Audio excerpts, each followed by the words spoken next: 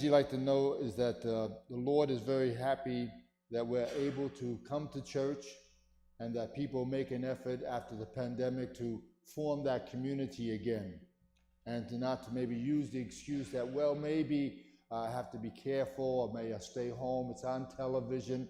You know, the bishops once in a while told us to stay home and we'll let you know that when you come back. And I know that some bishops have been very strong, says, come back, come back, come back. And, you know, we're kind of hesitant sometimes, but, you know, we don't want to say that we are more better or that we have greater instinct about it. But, you know, thank God that we do have these different ways of coming together here personally. Maybe have these wonderful type of advancement of our social media, and that we have liturgy that inspires us. That's why we have song. That's why we have different ways of greeting each other and trying to be brothers and sisters to one another. That's the big plan of God, that he wanted to be so close to us. He made us, and then he says, you know, I had to get closer to them, and I will have my son to be incarnate as one of us, Jesus, our brother, one who wants to make sure that we listen to his word, that we know that he's with us each day, and that he cares for us. You may not notice, but sometimes when you look at the liturgy and you go paging through some of these gospels that we have to preach about, I hope you realize that Saint Luke has been with us since the end of June. And he's a good gospel writer because they said he was a doctor, a learned man. He wanted to get that message very concise, but he also wanted to give us a theme of the Gospels.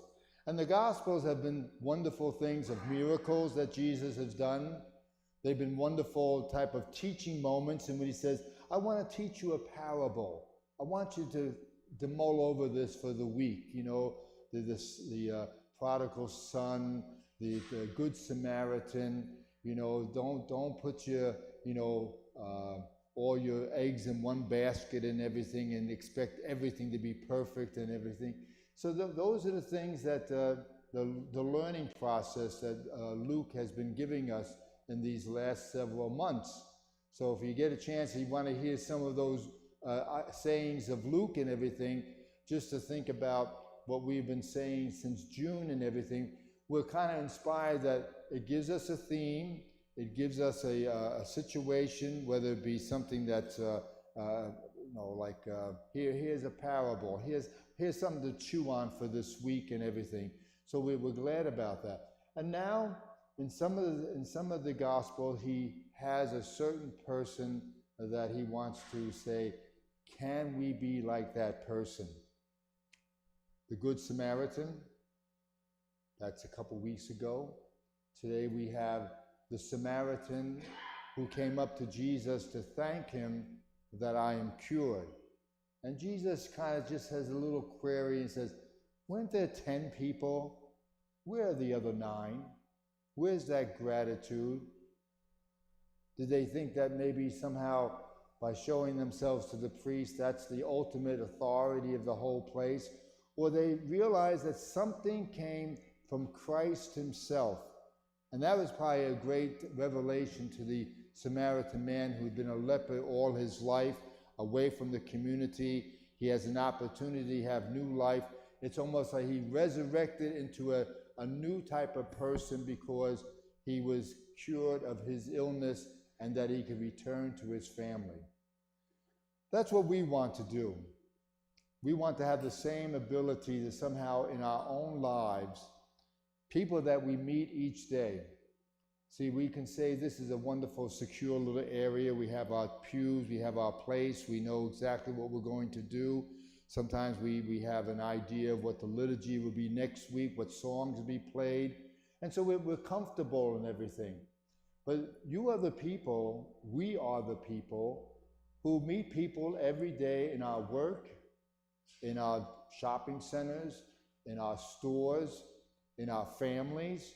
And when we plan a big event and everything, we say, how can I show that I love my family, which you probably do very well?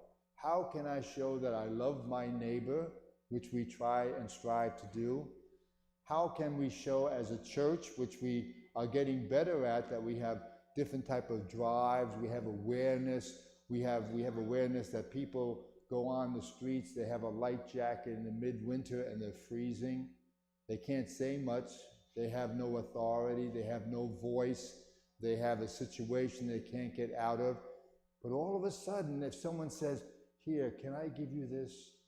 Or can I buy you a hamburger? Could I give you a dinner? Can I give you something? And all of a sudden, they may not know who you are because you probably just passed through once. This Good Samaritan, this Samaritan person who was cured, he said, I better seize the opportunity, go to Jesus. Thank you so much. You've changed my life.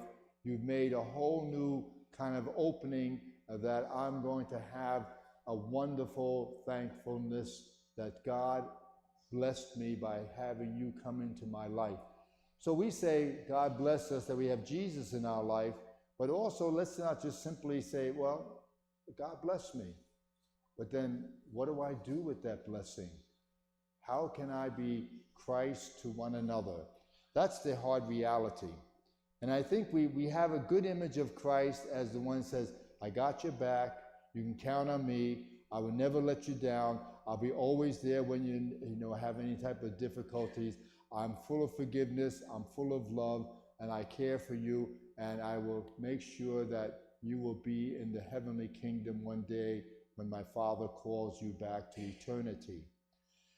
Those are the things that we kind of cherish, but let's ask the Lord to really instill us that say, we hear stories, we have wonderful gospels, we have wonderful liturgies, we have a wonderful church buildings, we have wonderful sanctuaries throughout the world and beautiful things. But if we don't have Christ within us, and that we know that we have Christ in us, but we have to be able to explain Christ to other people with our own talents, our own educational level, our own experience, and people says, wow, that person really believes in what they say and what they do and how they act. We're a long way sometimes, the road looks very long, but it's short.